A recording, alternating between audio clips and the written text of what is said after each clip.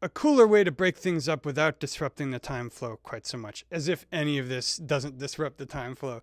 Guys, don't do this on a wedding gig, all right?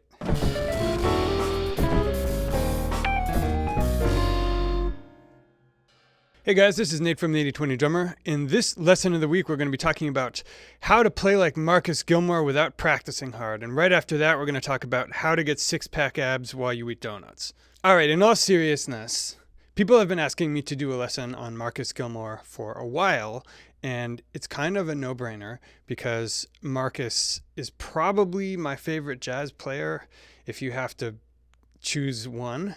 But this stuff is difficult. And the reason why is people of Marcus's generation are meta synthesizing things from Tony Williams and Elvin Jones and Billy Cobham and other guys. So this isn't, oh, you can play this simple Elvin Jones lick. Holy shit, I'm finished. No, this is someone's take on someone's take on someone's take on something. And if you want to know a lot more about the science behind that and the psychology, check out Josh Waitzkin's book, The Art of Learning. But anyway, I'm going to show you a couple of things which, if you can do them, you'll be getting pretty deeply inside Marcus's headspace already. I'm going to start off with an easy one, and then we're going to segue to something more difficult. So the easy thing I'm going to play, which you can deploy in medium tempo swing or in pretty much any context, is just this.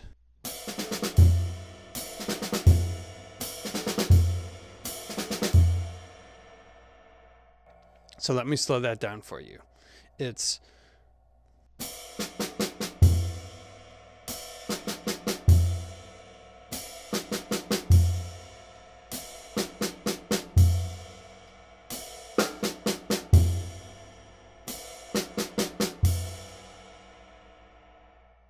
and that may look pedestrian, but when you deploy it in context, you get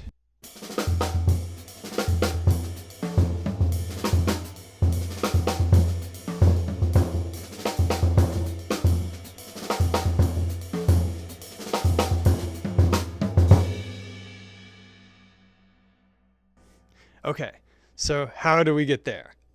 I'm going to do a couple loops for you and take you through it step by step. So step one is, and let me give you a context for that.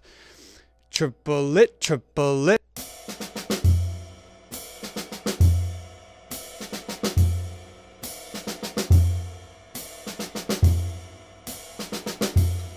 So here's loop number one. If you're practicing slow to medium tempo swing, is you can just go one triplet, two triplet, three triplet, four triplet.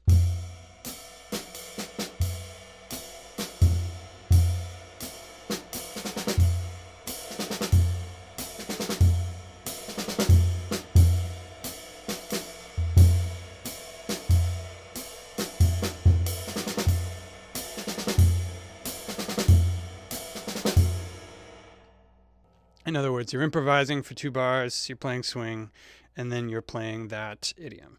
So the next step for that would just be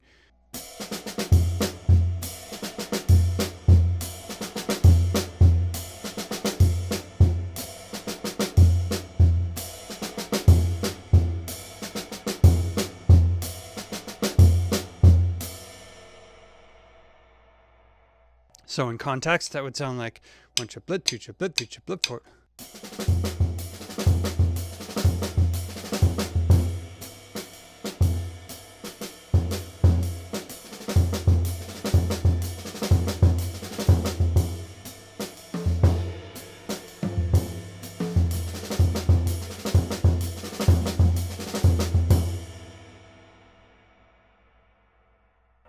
So starting to sound a little bit hipper already. I'm going to use 2 devices to make that even more hip, and one is orchestration and the other is hemiolizing. Orchestration obviously means you take an idiom that's on one surface and you move it around.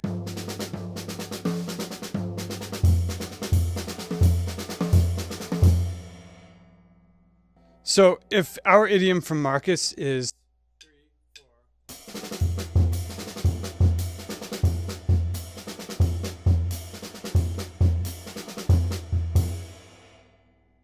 I'm just going to add a rim shot on the second triplet of the bar. So 3 triplet, 4 triplet.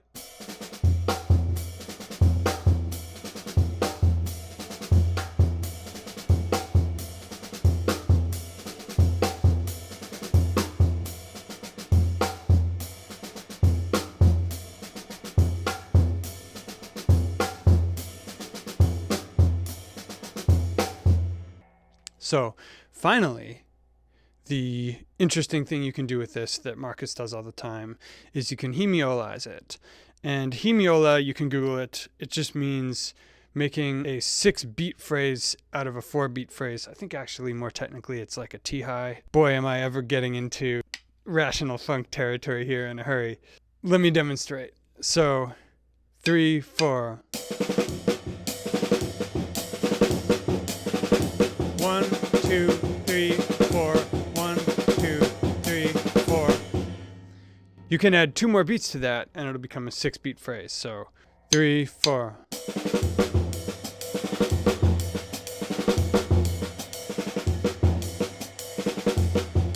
One, two, three, 4, 5, 6. 1, 2, 3, 4, 5, 6. And lastly, you just need to add a little extra bit so that it cycles correctly over the 4. So let me show you how I'm going to do that. 3, 4. 1, 2, 3, 4.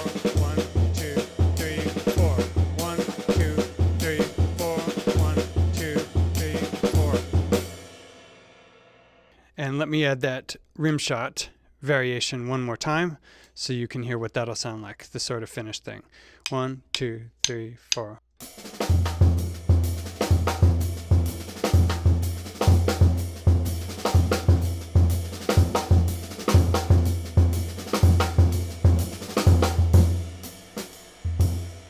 Etc. And I'm going to add one more wrinkle, which is I'm actually going to put the hi-hat at the end of the phrase instead of the bass drum.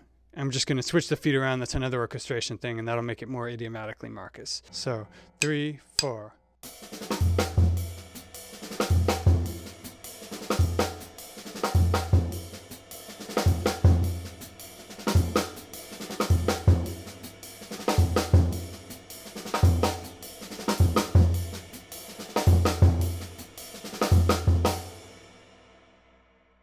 Okay, now we're going to start the varsity part of this lesson, and let me show you the lick I'm going to show you. I'm going to use the metronome to assist me, and this is clicking on triplets in 4/4 at quarter note equals 140. So here we go. 1, 2, 3, 4.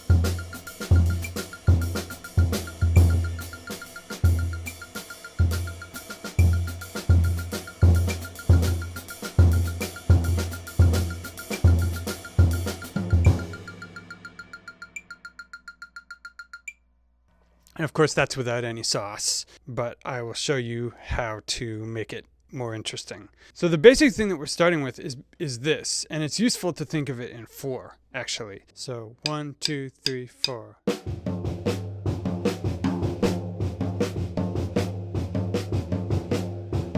2, 3, 4. 1, 2, 3, 4. 1, 2, 3, 4. 1, 2, 3, 4. 1.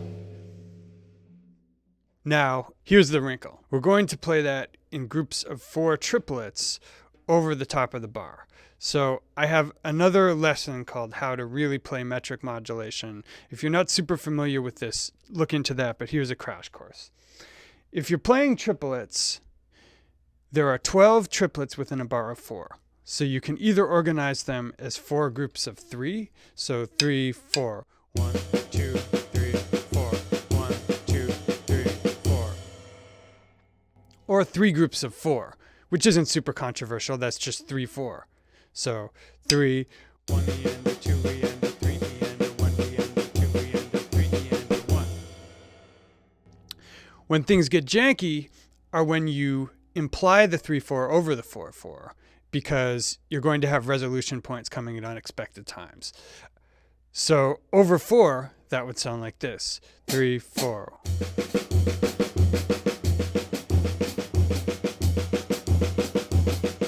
2, 3, 4.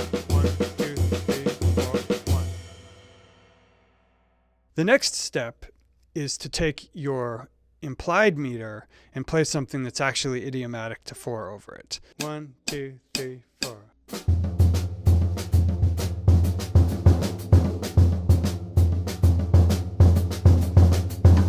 2, 3, 4, etc. So once you have that basic framework in place, then you can practice looping that with your normal swing feel. Let me demonstrate 2 bars of swing and then 2 bars of the Marcus idiom. 1, 2, 3, 4.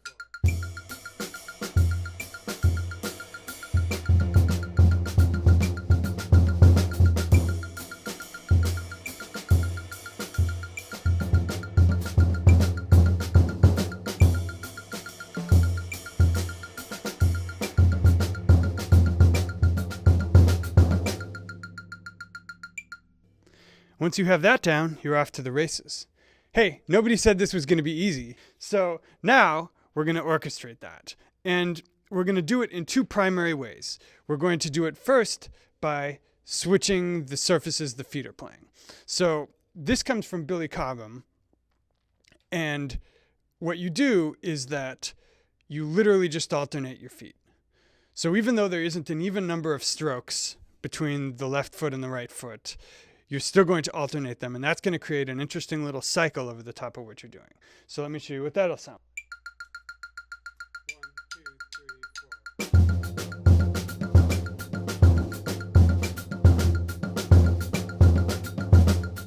2, 3,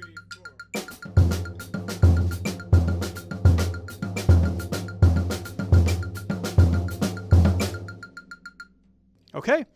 Next thing we're going to do is we're going to do the same thing with the right hand. So that'll sound like this.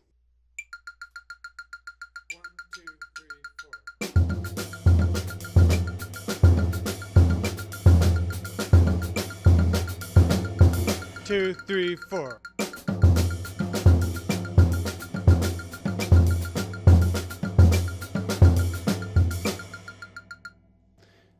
There's more. Now we can orchestrate adding a rimshot with the left hand. 1,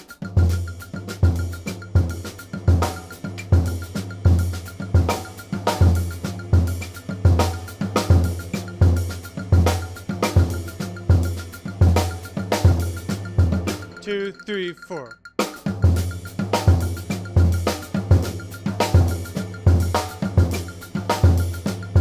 2, 3, 4. And finally, the idiom I did at the beginning was I simply put all of the right hand on the ride cymbal, which is a cooler way to break things up without disrupting the time flow quite so much, as if any of this doesn't disrupt the time flow. Guys, don't do this on a wedding gig, all right? 1, 2, 3, 4.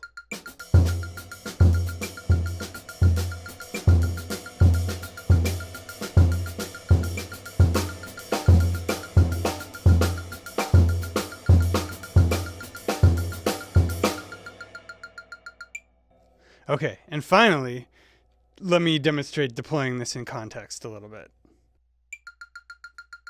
1, 2,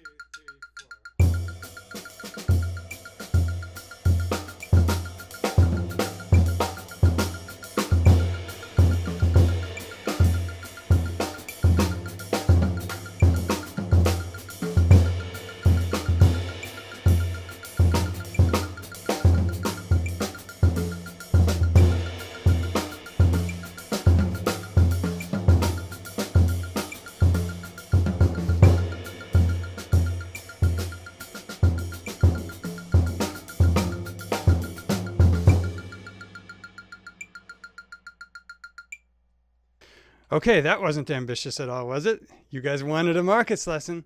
Also, I'm not using anyone else's content, so I'm free to tell you that if you like this lesson and you want to check out some of my other content, check out the banner in the lower left-hand side of your screen for the 80/20 roadmap. Most drummers make some variation of the same 3 mistakes. And simply by identifying and eliminating those, you guys can supercharge your playing and stop wasting time in the practice room. Click on the link and check it out. It's $5. Guys, it's been real. I'll see you soon in another lesson of the week. Peace.